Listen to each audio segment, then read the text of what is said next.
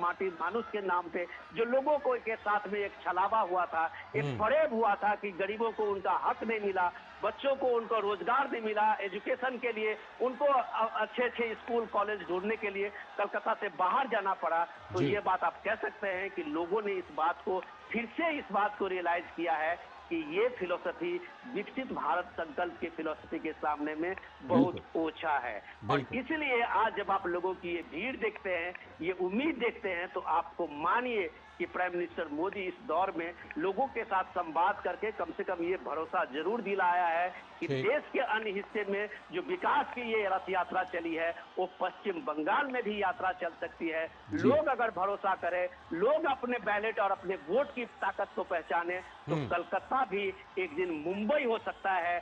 आज जिस तरह से हम देखते हैं कि लोग कमेंट कर रहे हैं, सोशल मीडिया पे लिख रहे हैं कि बंगाल के सारे मेड जो हैं वो चले गए हैं वोट करने, उन्हें कम से कम ये पता होनी चाहिए कि बंगाल कभी दुनिया में साइंटिस्ट भी भेजा करता था, बंगाल कभी दुनिया में सबसे बड़े डॉक्टर्स भी भेजा करता था, बंगाल सबसे ज्यादा जो प्रोफेशनल्स है आईटी के वो भी कभी भेजा करता था। तो आज इस बंगाल को किसने लूटा, किसने बंगाल की इस छवि को खत्म किया? तो हजारों के हाथ उठे हुए जो प्राइम मिनिस्टर मोदी का जो संकल्प मैंने सेल्फी लेते हुए आप देख रहे हैं, ये वही संकल्प है, यही पहचान वापस करने का संकल्प है, ये भीड़ की ये उम्मीद है जो आप आज हम इसमें पोलिंग परसेंटेज में देख रहे हैं। ये उम्मीद है कि लोगों का कारवां आप इस भीड़ से निकल करके वोटिंग पे बिल्कुल। पोलिंग बूथ पर जाते हुए देख रहे हैं। जी। तो मुझे लगता है कि लोकतंत्र में इससे शानदार उदाहरण हो नहीं सकता। जब आपने परसों सुप्रीम जी। कोर्ट के चीफ जस्टिस को जो खुशी मनाते हुए देखा था,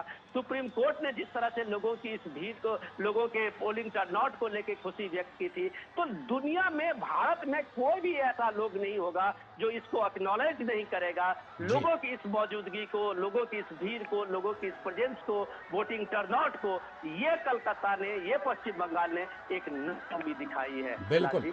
बिल्कुल। आपने जो बात कही, निश्चित तौर पर पश्चिम बंगाल के बारे में ये कहा जाता था कि बंगाल जो आज सोचता है, बाकी पूरा देश उसको कल सोचता है। बंगाल का वैभव, कलकत्ता का वैभव, राजधानी कलकत्ता जो कि अब कोलकाता कहलाती है, उसके वैभव।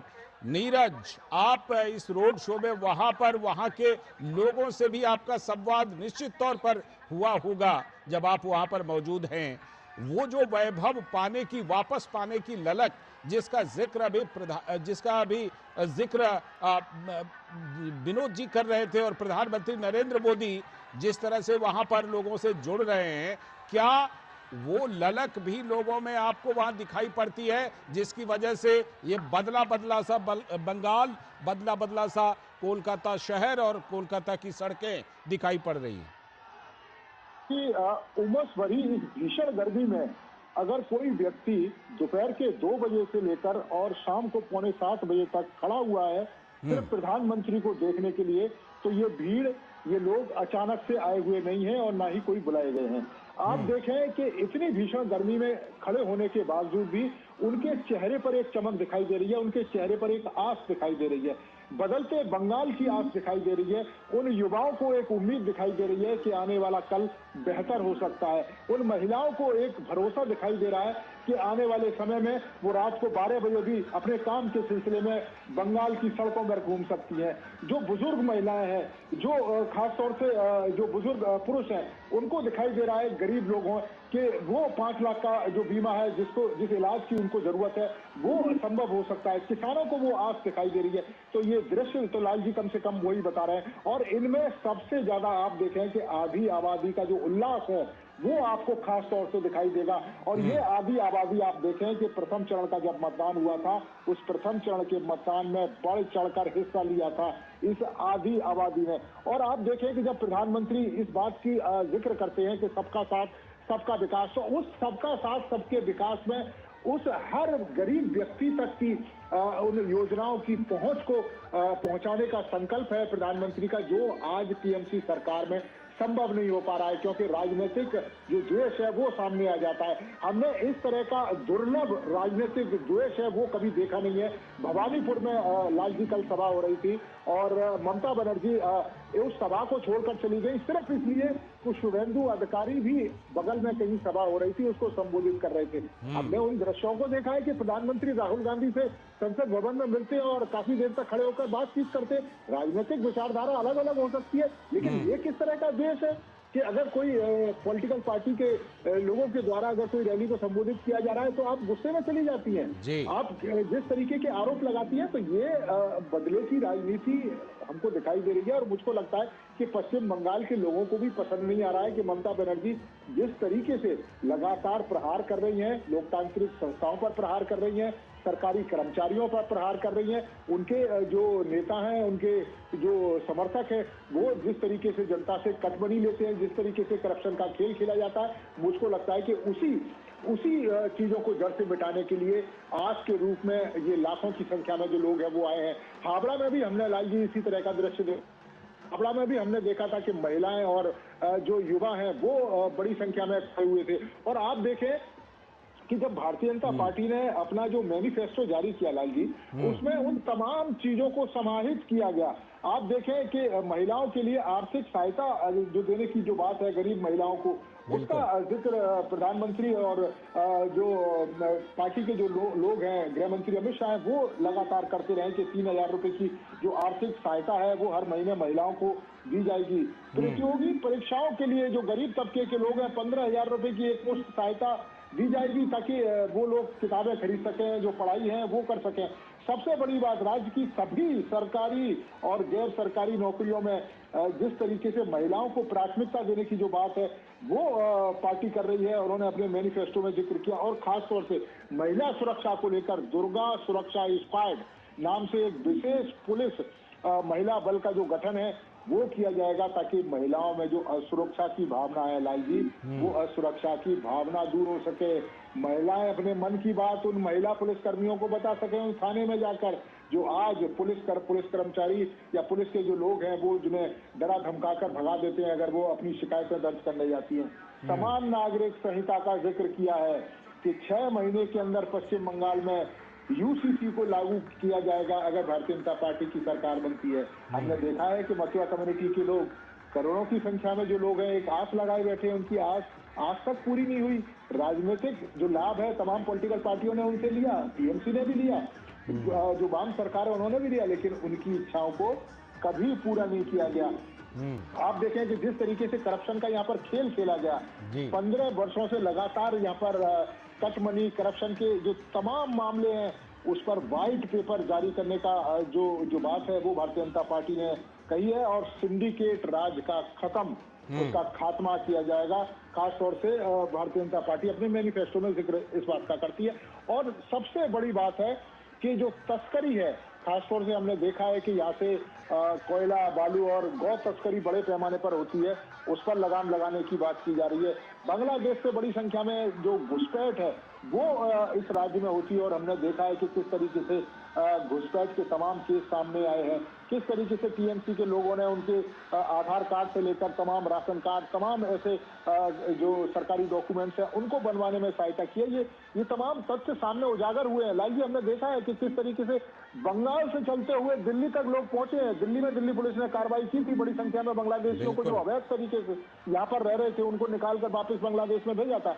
लाखों की संख्या में अगर ये बांग्लादेशी यहाँ पर रहेंगे जो अवैध तरीके से बांग्लादेश में आए, तो निश्चित तौर पर पश्चिम बंगाल के जो लोग हैं उनके जायज हक है, उनका संसाधन है, उन्हीं का ये लोग दुरुपयोग कर रहे हैं और जो एक्चुअल संसाधन जिनको जरूरत है उनको वो संसाधन नहीं मिल पाता है। तो मुझे लगता है कि पश्चिम बंगाल के जो लोग हैं बड़ी आस के साथ इस चुनाव को देख रहे हैं, बड़ी उम्मीद के साथ प्रधानमंत्री को देख रहे हैं, बड़ी उम्मीद के साथ भारतीय जनता पार्टी के तमाम जो वायदे हैं उनको देख रहे हैं, केंद्र सरकार की तमाम योजनाएं जो कल्याणकारी योजनाएं हैं। और ये सिर्फ चुनावी जो हम घोषणा पत्र की बात कर रहे थे लाली जी, वो सिर्फ चुनावी घोषणा पत्र नहीं है। इससे पहले भी आप देखें कि जिस तरीके से प्रधानमंत्री आवास योजना है, जल जीवन मिशन है, मुद्रा योजना है, स्टैंड अप योजना है, ये तमाम इस तरह की योजना है, वन धन विकास योजना है, पीएम दक्ष योजना है, एकलव्य मॉडल आवासीय स्कूल है, प्रधानमंत्री, ये तमाम ऐसी योजनाएं हैं जो प्रधानमंत्री या पश्चिम बंगाल के लोगों के लिए शुरू से ही चलाते रहे और इसका जो लाभ है वो मिला है। बंगाल में खास तौर से आप देखें कि चाय बागान, जो चाय श्रमिक है वो भी बड़ी संख्या में मिलते हैं, लेकिन उनके लिए स्वास्थ्य शिक्षा की व्यवस्था, चाय श्रमिक कल्याण योजना चलाई गई ताकि उनको बेहतर जो सुरक्षा है वो मिल सके, उनकी जो बेहतर मजदूरी है वो मिल सके, उनके बच्चों की जो एजुकेशन है वो पूरी हो सके, उसके लिए मोबाइल एजुकेशन जो स्कूल है वो चलाए गए। तो इस तरह के तमाम कार्य किए गए। तो ये लोग चाहते हैं कि जिस तरीके की भीड़ दिखाई दे रही है और जिस तरह का भारतीय जनता पार्टी का कहना है कि लोगों को एक उम्मीद है, लोग चाहते हैं कि डबल इंजन की सरकार रहे, केंद्र सरकार की तमाम योजनाओं का सीधा फायदा यहाँ के लोगों को मिले और जो विकास की गति पिछले 10, 15, 20 सालों से रुक गई है वो विकास की गति एक बार दोबारा से शुरू हो। और ये सिर्फ टीएमसी के समय ही नहीं, आप देखें कि जो यहाँ पर लेफ्ट की सरकारी धीरे धीरे किस तरह से उद्योग धंधों का नाश किया गया। हमने वो दृश्य भी देखे हैं कि जिस तरीके से टाटा की नैनो फैक्ट्री लगी थी और ममता बनर्जी उस फैक्ट्री के खिलाफ जिस तरीके से उन्होंने आंदोलन किया, लेकिन आज आप देखिए क्या स्थिति है। जिन लोगों की जमीन थी, जिन पर वायदा किया गया था ममता बनर्जी के द्वारा, उन लोगों की जमीन आज तक नहीं मिली, उनको बेहतर मुआवजा जो राज्य सरकार है उन्होंने नहीं दिया। तो ये तमाम तरह के इश्यूज हैं। मुझे लगता है इनके आधार पर जनता वोट भी करेगी और एक आस और उम्मीद के तौर पर ये लाखों की संख्या में कलकत्ता जो वासी है वो निकल कर आए हैं और वो चाहते हैं कि एक ऐसी सरकार जो उनके सपनों को एक उड़ान दे सके, एक ऐसी सरकार उनके बच्चों को भविष्य को संवार सके और एक ऐसी सरकार जो महिलाओं को सुरक्षा दे सके। जी बिल्कुल बिल्कुल, वो ऐसी सरकार चाहते हैं जिसमें नोटों की पहाड़ नजर ना आए। जो नजर आया था भ्रष्टाचार के न जाने कितने मामले, भर्ती घोटाले, चाहे शिक्षक भर्ती घोटाला हो या फिर नगर निगम भर्ती घोटाला हो, इस तरह के तमाम दृश्य आए थे पश्चिम बंगाल से विनोद जी। और लोगों के जेहन में निश्चित तौर पर यह बात रहेगी कि एक ऐसी सरकार चुनी जाए जो कम से कम भ्रष्टाचार की ऐसी तस्वीरें ना हो जिसमें कि नोटों के पहाड़ इस तरह से दिखाई पड़े। देश और दुनिया में सभी ने वो दृश्य देखे थे विनोद जी। लाल जी, आपके सवाल के साथ में एक चीज जरूर जिक्र करना चाहूंगा कि प्राइम मिनिस्टर का ये काफिला जो चल रहा है, उस काफिले के साथ में देखिए कि यहाँ से थोड़ी ही दूर पे वो नक्सलवाड़ी का भी इलाका है जो सबसे पहले इस देश में नक्सल मूवमेंट की शुरुआत हुई थी। आज इस प्राइम मिनिस्टर मोदी के नेतृत्व में भारत नक्सल मुक्त भारत का एक संकल्प और उसका उद्घोषणा किया है। तो बदलाव कैसे होता है ये पश्चिम बंगाल के लोग जरूर महसूस करते होंगे कि नक्सलवाड़ी से चला हुआ लेफ्ट के हार्डकोर माओइस्ट का वो आंदोलन कैसे पूरे देश में एक रेड कॉरिडोर बना देता है और देश के 300 पिछड़े जिलों में वो अपना आधिपत्य